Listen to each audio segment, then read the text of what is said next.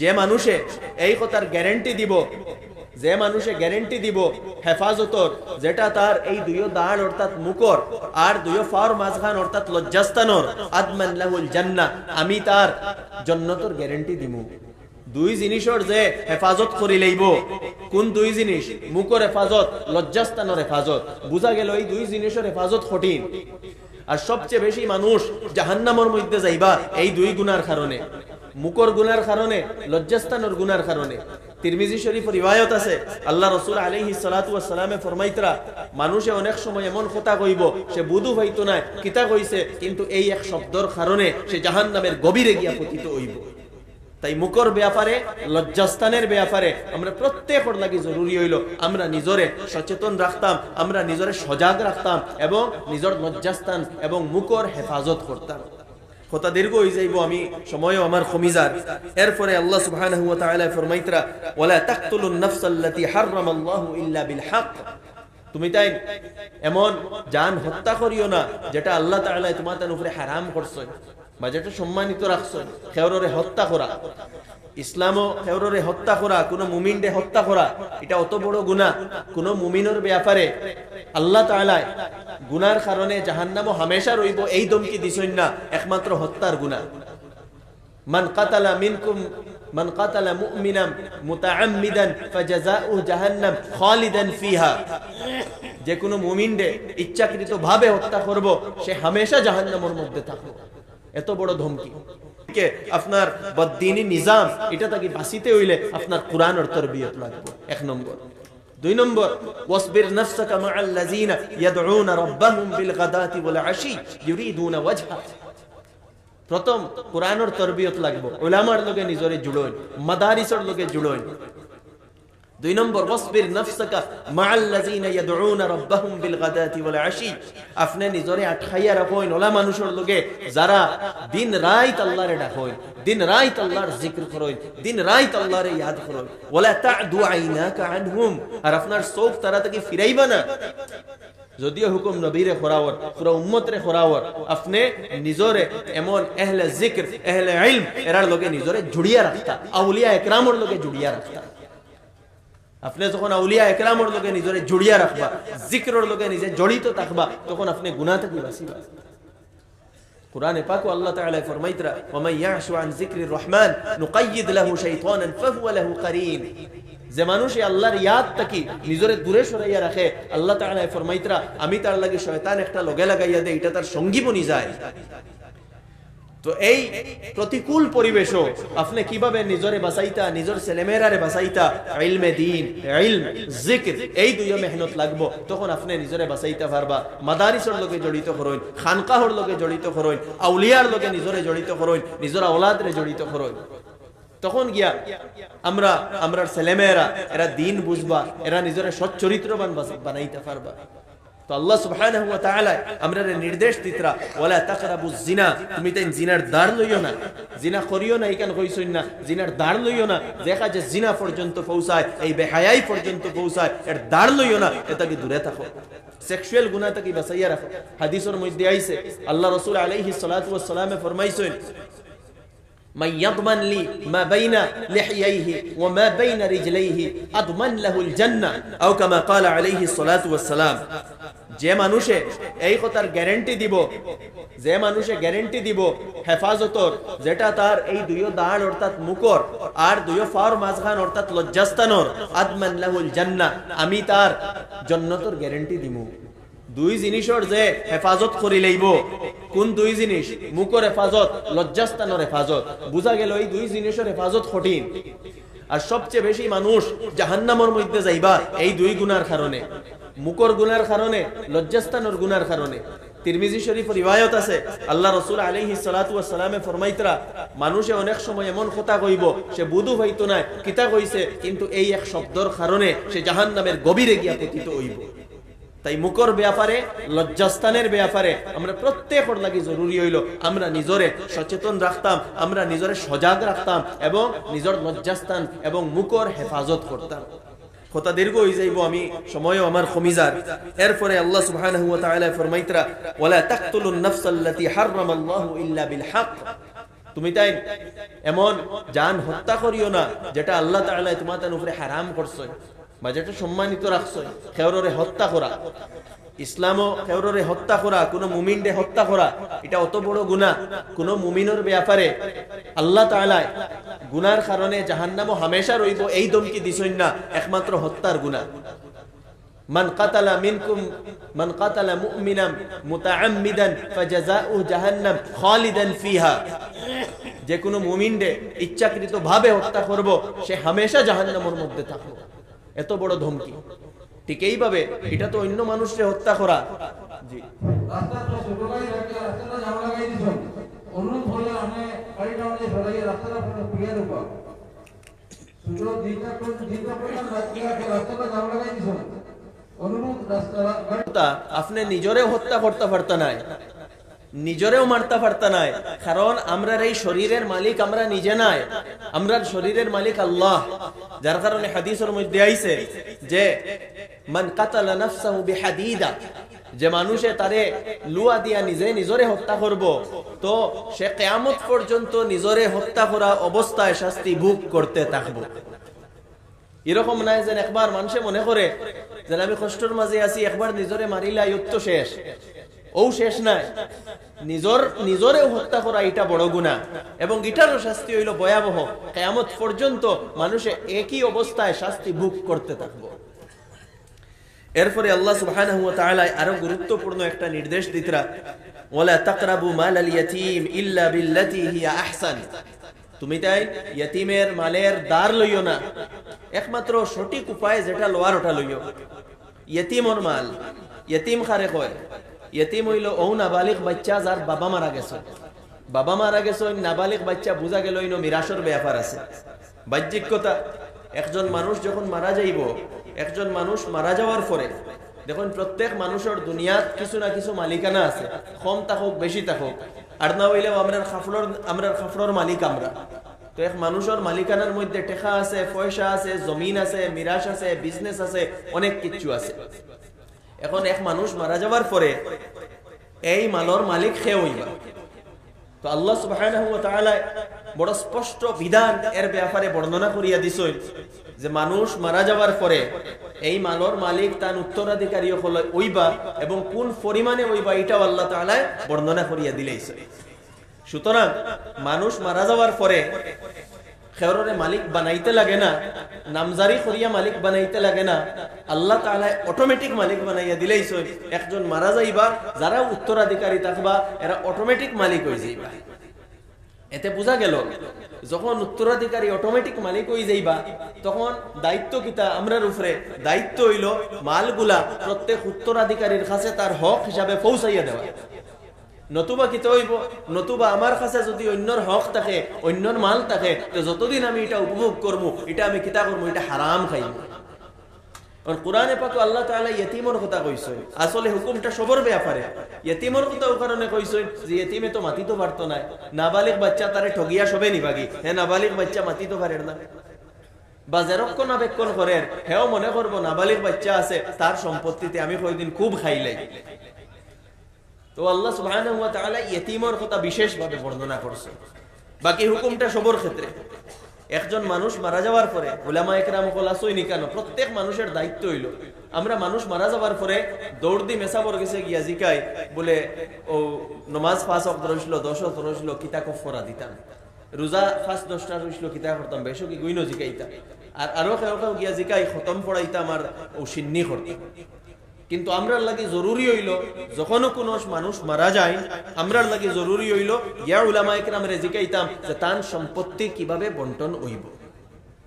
একজন মানুষ মারা যাওয়ার পরে তার মালর সাইডটা হোক, তান কাফন দাফন হইতো বাদে তান যদি খরচ থাকে, খরচের মধ্যে বিবির মোহরও ইনক্লুডেড, যদি বিবির নিজের স্ত্রীর মোহর দেন না, এবং এটাও একটা বড় নির্লজ্জতা আমরার সমাজও, আমরা বিয়া করে স্ত্রীর মোহর দেই না, আর মারা যাওয়ার পরে আরো কয়জনে ওগুলো মাফ করাইবা, এটা লজ্জার বিষয়। যারা বিয়া করছেন নিয়ম হইল বিয়ার দিন মোহর দিলেই তা ফারছেন না, ধীরে ধীরে দেন, ইনস্টলমেন্ট হিসাবে দেন, কিন্তু আমরা কি তা নির্লজ্জতা দেখাই কেন? তো একজন মানুষ মারা যাওয়ার পরে খরচ আদায় করা হইতো, ইনক্লুডিং মোহর দেওয়া হইতো, আরো কোনো দোকানও খরচ রয়েছে, টাইলস আনছলা ও বাকি রয়েছে, সিমেন্ট আনছলা বাকি রয়েছে, চাউলের দোকানও বাকি রয়েছে, এইসবগুলো পুরা পুরা হইতো। এরপরে ওসিয়ত থাকলে ওসিয়ত পুরা পুরা হইতো। আর 4 নম্বর হইল যে মাল যেগুলা বাকি রয়েছে এইগুলা উত্তরাধিকারীর মধ্যে যেভাবে আল্লাহ তাআলা কইছেন বিল কিতাবি ওয়াস সুন্নতি ওয়া ইজমাইল উম্মাহ, কিতাব ও সুন্নত এবং ইজমাই উম্মতের ভিত্তিতে অর্থাৎ শরীয়তের ভিত্তিতে এই উম্মতের উত্তরাধিকারী হলোর মধ্যে বন্টন করা হইতো। আমরা সমাজও আজকে আমরা হয়তো নামাজের ক্ষেত্রে মুসলমান হয়ে গেছি, হজর ক্ষেত্রে মুসলমান হয়ে গেছি, আমরা তকিফ ইন্দিয়া তসবিহাত লইয়া বা লম্বা কুর্তা লাগাইয়া হয়তো মুসলমান হয়ে গেছি। মিরাসের ক্ষেত্রে আমরা এখনো মুসলমান নাই, উপার্জনের ক্ষেত্রে এখনো আমরা মুসলমান নাই, সামাজিক ক্ষেত্রে এখনো মুসলমান নাই, হুকুকের ক্ষেত্রে এখনো মুসলমান নাই, আত্মীয়তার ক্ষেত্রে এখনো মুসলমান নাই। আমরা এখনো হারামের মধ্যে লিপ্ত। লম্বা কুর্তাও আছে, তকিও আছে, তসবিও আছে, জমাতো আছে, চিল্লাও আছে, খানকাও আছে, সব আছে, কিন্তু লগে মিরাসের ক্ষেত্রে কপটতা, মিরাসের ক্ষেত্রে আপনার দুর্নীতি এগুলাও আছে।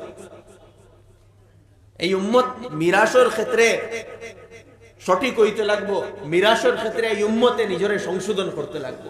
আমি শুরুত কইছিলাম নিজরে সংশোধন করার নিয়তে শুনই, মিরাসের ক্ষেত্রে সংশোধন করই নিজরে। আমার কাছে একটা ফতোয়া আইছে 1956 ইংরেজির ফতোয়া, আজ 2025 এখনো জি হইছে না, বন্টন হইছে না। এই হালত আমরা মিরাস বন্টন হইতো না, ঝগড়া হইব, মিরাস বন্টন হইতো না, বেবরকতি হইব, আর লগে গুনাহ যেগুন হইব হি কিন্তু আর হইব। একজন বনির হক দিতরা না, বাইর হক দিতরা না, স্বামী মারা গেছে স্ত্রীর হক দিতরা না, বলে এই বেটি তো অন্য ভাই বিয়া করিয়া যাইবা কি, বিয়া করতা তো। যদি স্ত্রী যুবতী তখন আর স্বামী মারা যায়, দায়িত্ব হইল বা তালাক প্রাপ্ত হইল, তো দায়িত্ব হইল প্রত্যেক মানুষের গার্জেন্টের যে স্ত্রীরে অন্যদিকে বিবাহ দেওয়া। তো স্বামী মারা গেছে স্ত্রী, এখন এই স্ত্রীও কিতা ভাইবা 8 বাটর 1 বাট বা 4 বাটর 1 বাট যেভাবে হোক ফাইবা, এটা দিতে লাগবো, বনের হক দেওয়া লাগবো। এখানে যদি আমরা এই লজিক চালাই যে বিয়া দিতে সময় বাক্কা পয়সা দিয়া খরচিয়া দিলাম, মাল সামান দিলাম, আরো ওটা দিলাম, আবো দেওয়া লাগবো নি, এরকম যদি কেউ প্রশ্ন করে এর দ্বারা ইমানও যাওয়ার চান্স আছে। কারণ আপনি আল্লাহ তাআলার ফয়সলার উপরে প্রশ্নবোধক চিহ্ন লাগাইতে। কিন্তু আমি কইছি যে আমরা নমাজ রোজা পর্যন্ত মুসলমান, মিরাসের ব্যাপারে আমরা মুসলমান নাই। ইসলাম অর্থ আল্লাহর সামনে নত হওয়া, ইসলাম অর্থ নিজের মর্জি মতো নাই, আল্লাহর মর্জি মতো জীবন অতিবাহিত করা। আপনার ইনকাম আল্লাহর মর্জি মতো হইতো, খরচ আল্লাহর মর্জি মতো হইতো, মিরাস বন্টন আল্লাহর মর্জি মতো হইতো, ওটার নাম ইসলাম। আপনার চরিত্র আল্লাহর মর্জি মতো হইতো, আপনার বিহেভিয়ার, আপনার আখলাক, আপনার অন্যর প্রতি যে ব্যবহার, এইগুলা আল্লাহর মর্জি মতো হইতো। আমার দোস্ত হল মিরাসের ব্যাপারে কোনো গাফলত করবা না, কারণ এটা ও গুনাহ যে গুনার দ্বারা আপনার পাহাড় পরিমাণ নেকি অকল জ্বলি যাইব, শেষ হয়ে যাইব। যেভাবে কিছু নেকির দ্বারা গুনাহ অকল শেষ হয়, ইন্নাল হাসানাত ইউযহিবুনাস সাইয়্যাত, আল্লাহ তাআলা ফরমাইছে, ওভাবে কিছু ওলা গুনাহ আছে যেগুলার দ্বারা আনতাহবাতা আমালুকুম ওয়া আনতুম লা তাশউরুন, এরকম হয় হাবতে আমাল বেকার হয়। তো আমি হাদিস পড়িছিলাম, আল্লাহ রাসূল আলাইহিস সালাতু ওয়াস সালামে ফরমাইতরা এই হুকুকের ব্যাপারে যে মান কানাত ইনদাহু মাজলামাতুন লিআখিহি মিন ইরদিহি আও মিন শাই, বুখারী শরীফের রিওয়ায়াত, খেয়রর যদি তোমার ভাইয়ের উপরে কোনো জুলুম তাকিয়া থাকে বা কোনো হক তাকিয়া থাকে, ইজ্জতের ব্যাপারে হোক বা মালর ব্যাপারে হোক, মালর ব্যাপারে পয়সা খরচ আনছেন ঘুরাইয়া দিছেন না, বা জমিন ঠগিয়া খাইলাইছেন, বা অন্যর জমিনও আপনি নাজায়েজ দখল এবং কবজা করছেন, বা মিরাস ও বনির হক আসলো আপনি সারা নিজের তোলে দাবিয়া বই রইছেন, এইভাবে যদি কোনো কিছু থাকে, বা অন্যরে মুখ দিয়া গালি দিছেন, অন্যর কোনোদিন অপমান করছেন, অন্যরে কোনোদিন মুখ দিয়া কষ্ট দিছেন, এইরকম যদি কোনো কিছু আপনার কাছে থাকে, তাহলে কাবল ফালিয়াতাহাল্লাল মিনহুল ইয়াউম, আল্লাহ রাসূল আলাইহিস সালাতু ওয়াস সালামে ফরমাইতরা আজকে এই হক হালাল করো, অর্থাৎ আজকে ওটা পরিশোধ করো। কাবলা আল্লাহ ইয়াকুনা দিনার ওয়ালা দিরহাম, সেই দিন আবার আগে যেদিন কোনো পয়সা থাকতো না, কোনো টাকা থাকতো না। আল্লাহ তাআলা দেখুন, আল্লাহ তাআলার নিজাম হইল যে ইনসাফ হইতো, কিয়ামতের দিন সবার লগে ইনসাফ হইব। আপনারা বুখারী শরীফের শেষ রিওয়ায়াত আপনারা শুনবা, ইমাম বুখারী আলাইহি রাহমায় বাব কায়েম করছেন, বাবুন ওয়া নাদাউল মাওয়াজিন আল কিসত লিয়াউমিল কিয়ামা ওয়া ইন্না আ'মালা বানি আদম ইউজান, আল্লাহ সুবহানাহু ওয়া তাআলা ফরমাইতরা কিয়ামতের দিন ইনসাফর ফাল্লা কায়েম করা হইব, সবর লগে ইনসাফ করা হইব, আমাল হলরে ওজন করা হইব, আমাল হলরে তুলা হইব, কেউর আমল লুকাইতো নাই। মানুষে দেখবো যেন সব কিছু জাহির হয়ে গেছে, নামায় আমল সামনে আই গেছে, পুরা রেকর্ড সামনে আই গেছে, মানুষ বিচলিত হইব মালি হাযাল কিতাব লা ইউগাদিরু সগীরা ওয়ালা কাবীরা ইল্লা আহসাহা। এটা কোন ধরনের কিতাব? এটা ছোট বড় কোনো কিছু ছাড়ছে না। অমুক তারিখ ওঠার সময় আপনি কিতাব করছেন, সব কিছু এখানে লেখা আছে, সব কিছু রেকর্ডেড আছে। ওয়াজাদু মা আমিলু হাদিরা, মানুষে যা কিছু করছে সব কিছু সেই জায়গা একবারে উপস্থিত পাইব। আল্লাহ তাআলা ফরমাইতরা ইনসাফর ফাল্লা আমি কায়েম করমু, ইনসাফ হইব, খেয়রের লগে জুলম হইতো নাই, ওয়া হুম লা ইউজলামুন, খেয়রের লগে জুলম হইতো নাই। এখন যে মানুষের জমিন একজনে দুনিয়াত মারিয়া খাই লাইছে আর দুনিয়াত তারে পরিশোধ করা হইছে না, কিয়ামতের দিন কি তা আল্লাহ এমনি ছাড়ি দিবানি? এমনি ছাড়তা না।